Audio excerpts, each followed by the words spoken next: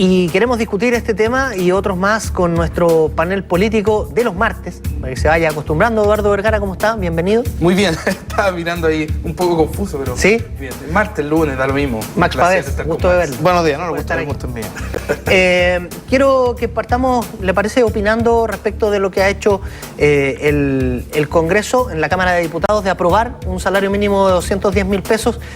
Hay gente pidiendo más, pero a lo menos es un avance que tiene que ratificar en el Senado. ¿Qué te parece a ti? A mí me parece que la primera pregunta que uno se debe hacer es: ¿para esto se demoraron tanto? O sea, ese sueldo mínimo ya venía anunciado hace bastante tiempo y creo que al final del día lo que hay que entender, y recordemos el paro de los recolectores de basura, el sueldo mínimo en Chile es una basura, las condiciones laborales en Chile son una basura para la gran mayoría de las personas.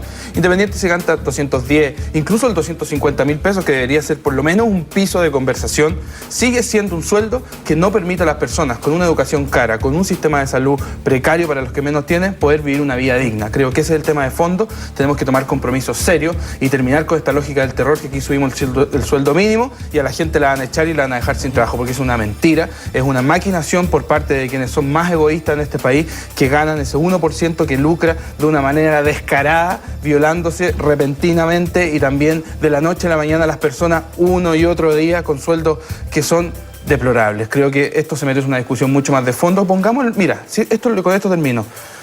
Tú preguntas en el Congreso, y esto lo conoces muy bien, faltan estudios que demuestren realmente los efectos que tendría un sueldo de 240, 250, 260. Ese tipo de evidencia tiene que estar sobre la mesa. Porque si realmente es así, bueno, debatámoslo y lleguemos a un sueldo mínimo que sea acorde a las necesidades, pero también a la realidad del país. No puede ser que sea un país desarrollado de la OCDE que ostente a competir en los rankings más importantes del mundo, pero a los más pobres, a quienes pagan más impuestos, porque las personas que reciben sueldo mínimo y las personas que reciben sueldos bajos son los que pagan más impuestos con el IVA, que siguen siendo la máquina que aceita este país, sigan siendo violados claramente por un sistema que no les reconoce. Max Pavés. O sea, después de escuchar a Eduardo, obviamente lo que hay que hacer es un llamado a la responsabilidad y que actuemos de cara a las personas sin mentir. Hay dos datos muy duros, Patricio, o sea, tres datos. Primero, que este proyecto inéditamente se había quedado sin reajuste por culpa de la oposición, y eso es muy importante. El gobierno ya había hecho, o sea, a todas las oposiciones le parece, como el ñoño, a todas las oposiciones les parece poco, pero el sueldo que hoy día está en 193.000 pesos y que hoy día está llegando, pasando los 200.000 pesos, es una propuesta inédita para una época de responsabilidad fiscal con el país. Recordemos que durante el gobierno del presidente Frei hubo un aumento muy importante del sueldo mínimo y al final de ese periodo estábamos con dos dígitos de cesantía. Teniendo en cuenta que el 80% del sueldo mínimo lo pagan las pymes, y esto es muy importante porque este es un dato real, que no es un invento de ninguna cosa. Los empleos en Chile los generan los emprendedores en su gran mayoría. Obviamente que las empresas podemos discutir si las empresas que tienen más capacidad económica paguen el sueldo mínimo es una cosa discutible, que a mí me parece que es impresentable en muchas ocasiones, pero lo que es más importante es que la desigualdad y la pobreza, a diferencia de todos los experimentos fracasados por la izquierda, no se corrigen por ley. La pobreza no se va a acabar, o las condiciones de vida, de salud de las personas no se van a acabar porque por ley, digamos, queremos reglas del juego. Todo eso está tremendamente claro, Eduardo, y eso tú lo sabes. Por lo tanto, el gobierno está haciendo un esfuerzo inédito, después de 2 rechazos de la concertación que habían impedido aumentar el sueldo mínimo y reajustarlo. Hoy día se va a reajustar en un periodo que permite responsabilidad con los tiempos que estamos viviendo. Y eso sin perjuicio de que la gente de la oposición quiera que el sueldo sea retroactivo, cosa que es inconstitucional y eso se va a quedar demostrado.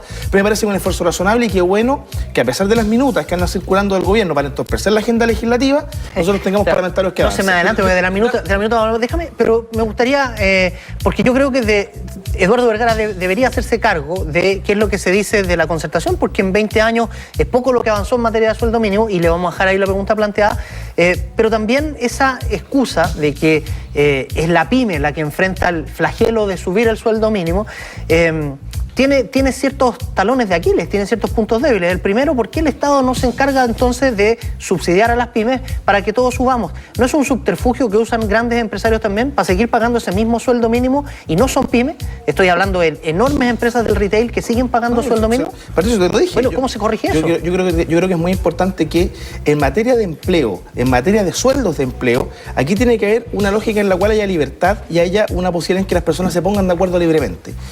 Yo no soy partidario de obligar a las empresas a que paguen más plata discriminando el tamaño. Yo creo que aquí tiene que ver el mercado, y en eso soy súper claro.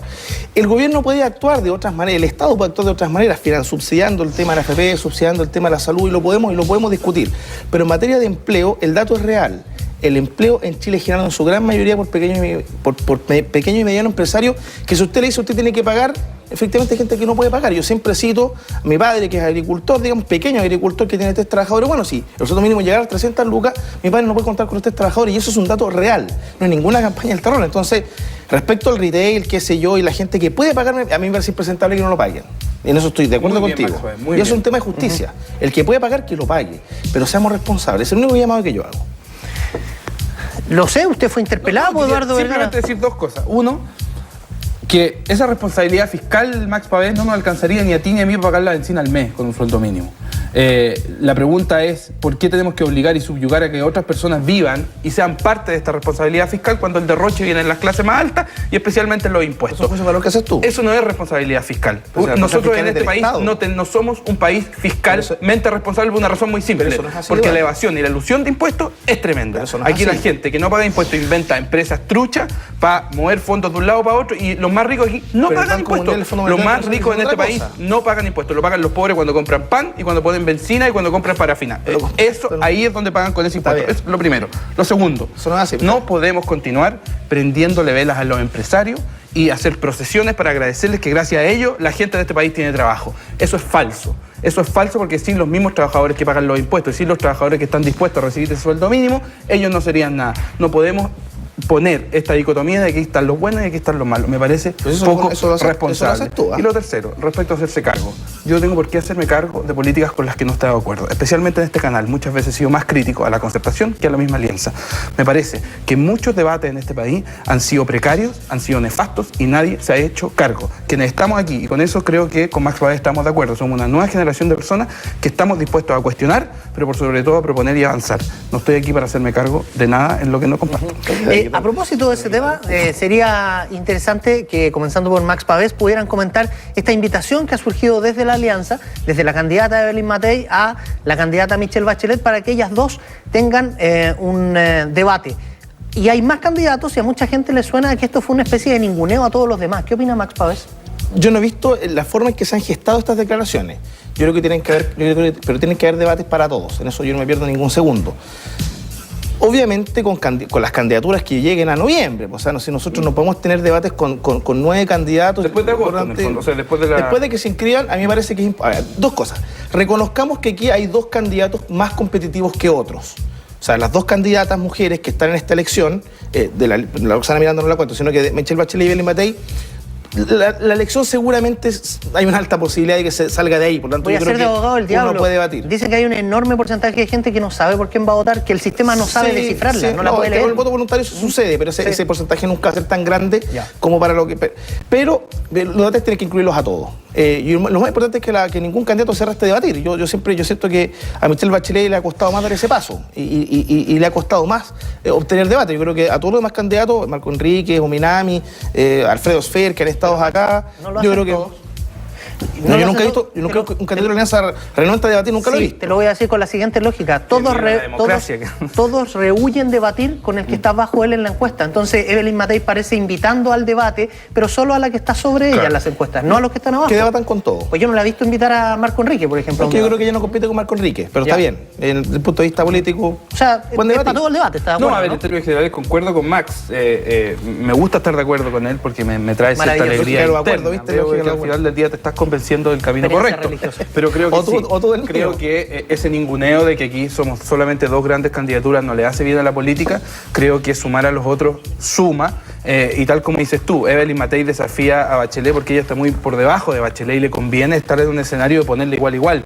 No le conviene estar con las otras personas. Pero un dato, creo que también hay que ser responsable. Si tú miras el comportamiento comunicacional en otros países, aquí en Chile, a pesar del cacareo y a pesar del llanto de los candidatos, entre comillas, chicos, se les da mucho espacio en la televisión. En otros países eso no sucede, porque tú simple mira qué porcentaje de personas, coaliciones o partidos tú estás acarreando, y no es que los silencien, pero proporcionalmente el espacio mediático que se les da, especialmente en canales como este, que se esfuerzan por entregar una plataforma también a voces minoritarias, es mucho mayor. Entonces también poner las cosas en la balanza, pero al final del día creo que hace bien a Chile que todos quienes se inscriben y van a estar en la papeleta en noviembre puedan expresar su idea y conquistar la confianza de las personas. Eduardo Vergara, Max Pavés, muchas gracias por venir en martes. Vayan acostumbrándose, Sí, porque será el día de la el día de la reyerta, perdón, del debate político. Fantástico. Temprano en la casa y nos vean ver.